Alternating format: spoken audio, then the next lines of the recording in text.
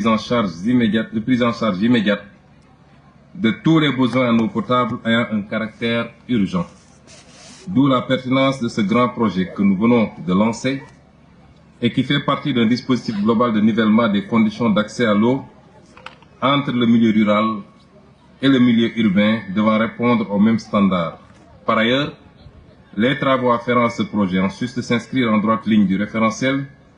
qui fait de l'équité un principe majeur, contribueront à l'atteinte des objectifs de développement durable, notamment son volet 6, eau potable et assainissement. Je vous ferai l'économie. Je vous passerai de revenir en détail sur ce que le ministre a déjà exposé, sur les composantes du projet. Nous avons tenu à le lancer ici, mais c'est un projet national. Ce n'est pas un projet seulement de Fass Touré, de la commune, du département ou de la région, mais c'est un projet national qui, à terme, devra permettre d'assouvir la soif de plus de 2 millions de Sénégalais à travers tout le territoire national. Mais qui dit accès à l'eau, notamment en milieu rural, inclut nécessairement le volet gouvernance. En effet, comme vous le savez, la gestion durable du service public de l'eau en milieu rural a connu plusieurs évolutions, passant d'un système participatif basé sur des comités de gestion et des associations des usagers de forage, les ASSOFOR, à la création en 2014 de l'Office des forages ruraux, OFOR, avec un parc actuel de plus de 2000 systèmes d'alimentation en eau dans son patrimoine, dont 26% sous délégation au secteur privé, 7% sous gérance et 67% sous gestion ASSOFOR. Le défi de qualité du service public de l'eau reste encore une très forte préoccupation. La réforme de la gestion du service public de l'eau potable en milieu rural, même si l'intention était de parvenir à plus de professionnalisme, a fini par montrer des limites objectives et va par conséquent être réajustée par rapport aux exigences nouvelles. Je rappelle qu'au-delà des questions d'approvisionnement correct et de qualité de l'eau qui est servie, il se pose un problème d'équité, puisque le mètre cube de l'eau coûte beaucoup plus cher en milieu rural qu'en milieu urbain, ce qui est anormal, et le président de la République a donné des instructions pour que l'eau soit vendue au même prix partout où on se trouve au Sénégal, en milieu rural comme en milieu urbain. Pour ces raisons, et au vu du caractère stratégique du service public de l'eau, le gouvernement prendra toutes les dispositions nécessaires pour procéder à une évaluation globale, indépendante et inclusive de la mise en place des délégations de service public en vue de jeter les bases durables d'une gestion plus professionnelle et plus juste au profit des usagers.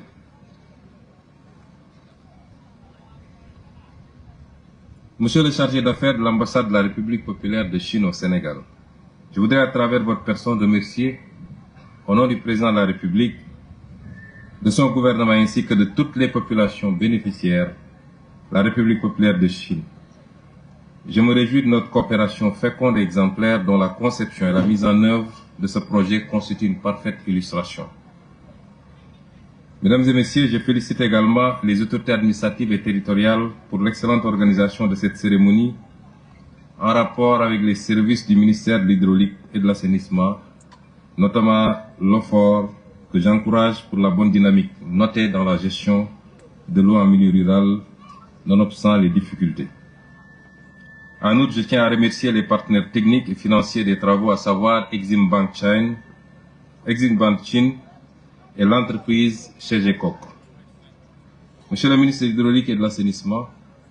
avant de terminer mon propos, je voudrais vous féliciter avec vos équipes pour toutes les initiatives que vous êtes en train de prendre et également pour encourager et poursuivre les projets en cours, notamment l'élaboration du programme national d'accès à l'eau potable, la finalisation de la phase préparatoire du projet du grand transfert d'eau, la finalisation du projet de texte sur l'autorité de régulation du secteur de l'eau, l'évaluation des délégations du service public de l'eau, ainsi que la finalisation et la mise en œuvre des conclusions des concertations nationales inclusives sur l'eau et l'assainissement tenues à Kaolack du 21 au 23 novembre 2024. Toutes ces initiatives permettront de régler définitivement la délicate problématique de l'accès à l'eau au Sénégal pour les populations. Enfin, l'acte d'aujourd'hui marque le lancement des grands chantiers du président Bassirou Diomaye Faye dans les prochaines semaines et mois. Le pays entier sera en marche vers son destin et sa transformation à travers un portefeuille de programmes et de projets structurants et une gestion assainie tenant compte des impairs du passé. En effet, lors de ma déclaration de politique générale, parlant de la gestion antérieure, je rappelais que l'action publique se résume essentiellement à du saupoudrage. Elle mobilise le temps et l'énergie de nombreux acteurs, elle coûte cher, mais a peu d'impact. Et je concluais plus loin que dorénavant, la politique d'investissement public, les partenariats de type public-privé, notamment, sera repensée pour corriger les déséquilibres et les imperfections constatées au cours de la dernière décennie. Une attention particulière sera apportée au coût unitaire, en redéfinissant la politique de commande publique et en retenant partout des prix de référence. La qualité des ouvrages et les délais de livraison de la commande publique seront des impératifs que tout contractant devra respecter. Par-dessus tout,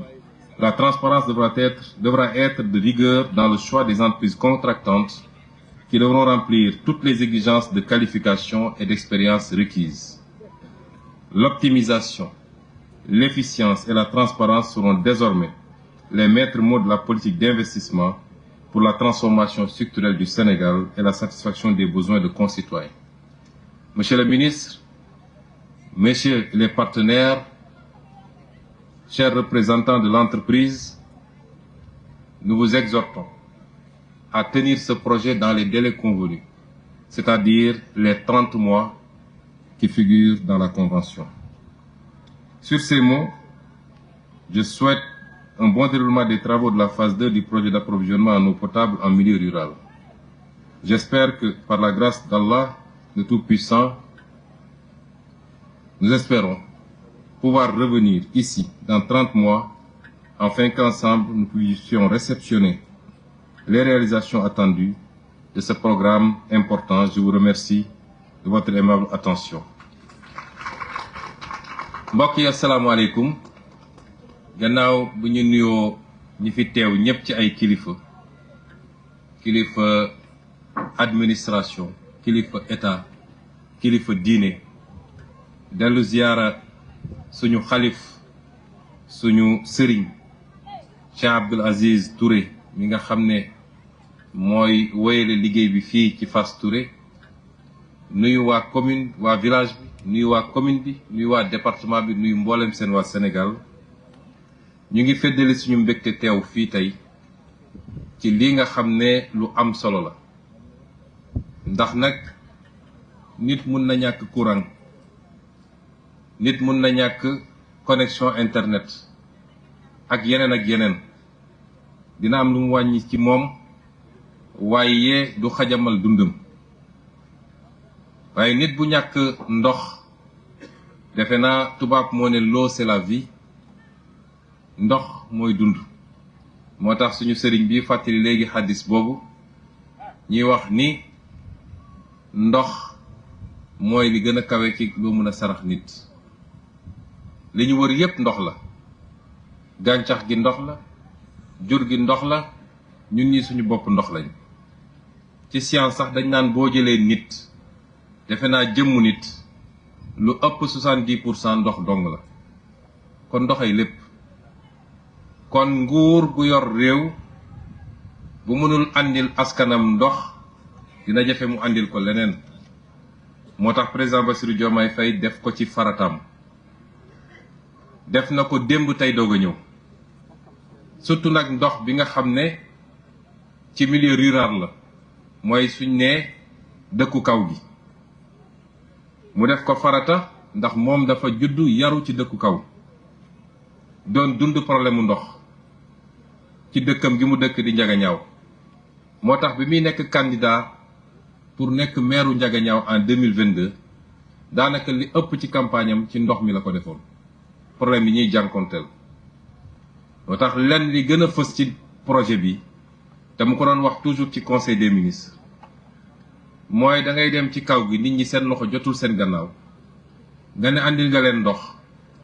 jox ko benn concessionnaire mu leen ñi fayeeku loo xam ne ñi nekk ci dëkku taax yi duñu fay loolu ci ndox mi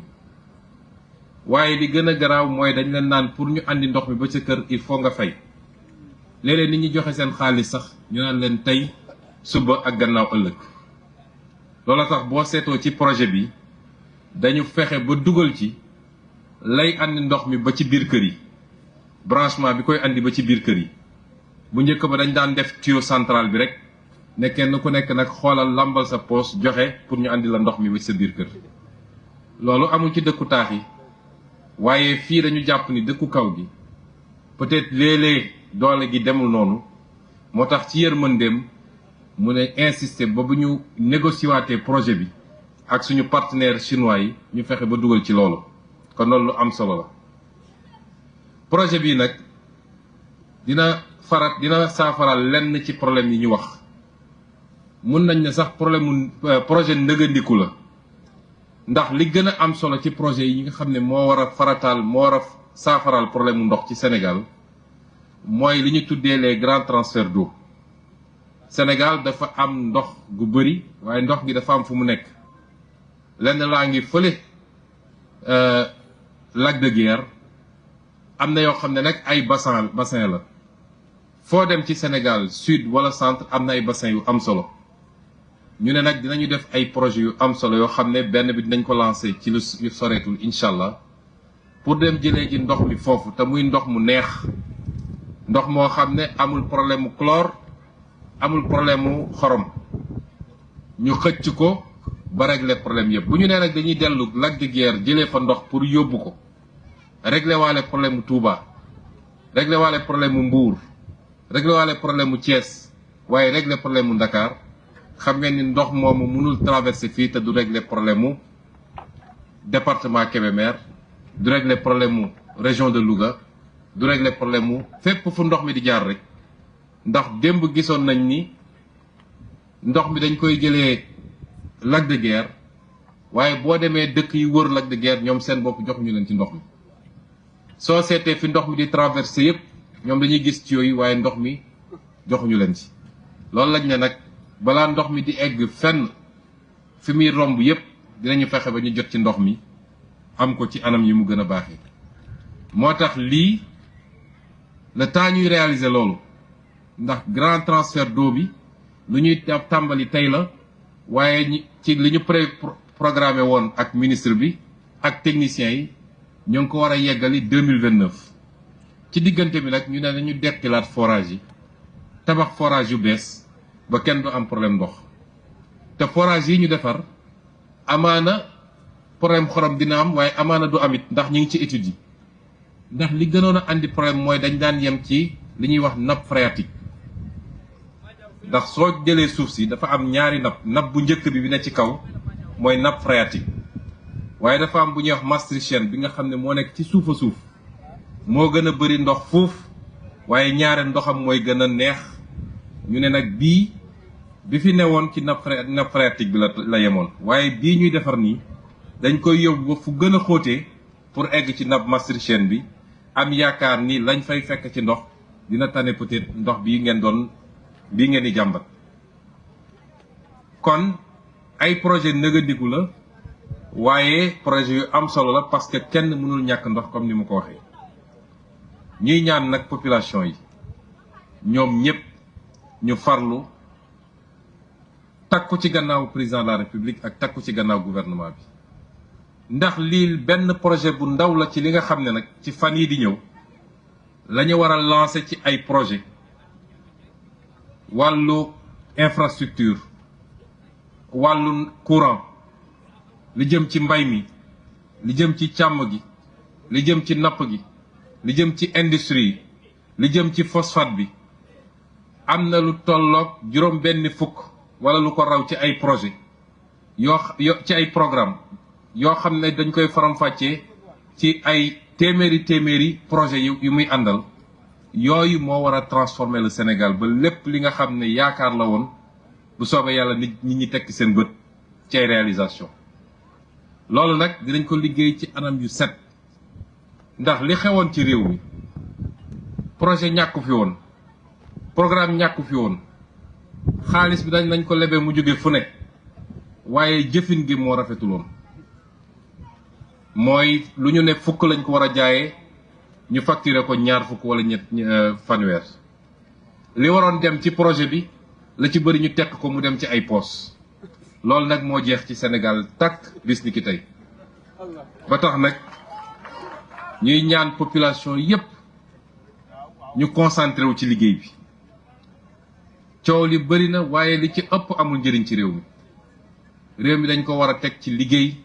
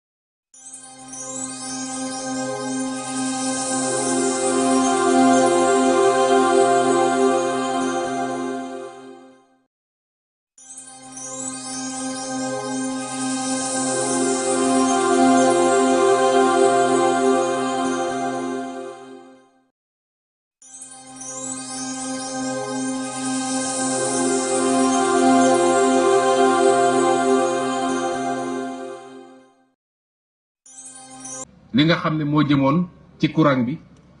ñu amoon ci lu ëpp 500 millions de dollars muy ay milliards yu dul jeex tey dakkal nañ ko est-ce que mën nañu wëy ci di xaar luy jóge bitim réew kon nañu gën a tënku ci concentré wu ci liggéey bi programme bi ñu woote ñëpp farlu ci te xam ni réew kenn du ko tabax ci benn fan waaye ku am gis-gis bi te farlu ci bu ñu nee ay at fu ñuy woote réew bu baax duñu fàtte sa réew kon loolu mooy message bi di am mbégte bu baax ci ni ngeen ñu tertoo di leen gërëm di amit yaqin ni projet bu barkel lay doon ndax dëkk bu barkel lañ ko doore di féliciter ministre Cheikh Tidiane bi ci choix bi mu def ci dëkk bu tedd bi ñu doore ko ci jaar ci xalif bi mu defal ñu ñaan ci projet bi gëm naa ni dinañ ci am ndox bu ball fu ne mën a régler problème mu Sénégal yi fu ñu munti nekk waaye doon ndox gu barkelit ndox gu neex ñu ngi leen di gërëm di leen sant asalaamualeykum wa rahmatullahi wa barakatu. jërëjëf monsieur le premier ministre di nuyu itam député yi fi teew yëpp délégation commission développement durable assemblée nationale président bi Ibrahima Mbodj ak Amin Ndiaye ànd si ak Cheikh Omar Bamba Diop Alioune Badara Diagne Moussa Mbaye Ousmane Diop Seynabou Yacine Sam Alioune Sène Koumba Ndiaye